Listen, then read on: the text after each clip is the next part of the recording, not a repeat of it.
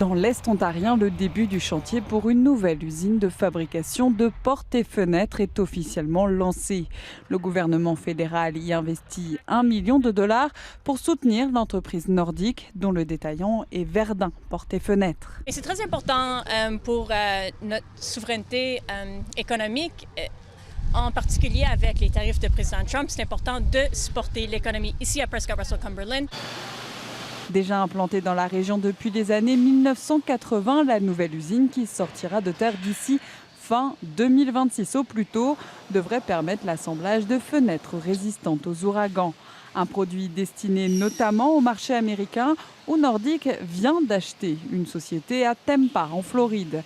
Malgré tout, les tarifs restent un important problème pour l'entreprise. Si cet ingénieur souligne que pour l'instant, ils sont parvenus à bien se positionner, l'expansion aux États-Unis sera cruciale. Il y a un gros impact, on parle de 50 % de tarifs, mais en même temps, on voit encore plein d'entreprises qui veulent venir en Ontario parce qu'il y a de l'énergie propre. On offre des bonnes conditions, notre gouvernement, pour justement avoir de la croissance économique. Donc, je pense qu'on est sur la bonne piste, mais on va voir des beaux résultats à suivre. À terme, l'entreprise projette ici l'embauche d'une quarantaine de personnes supplémentaires. C'est super bon pour la communauté, pour nos résidents, ça offre des emplois et ça aide surtout sur l'assiette fiscale aussi.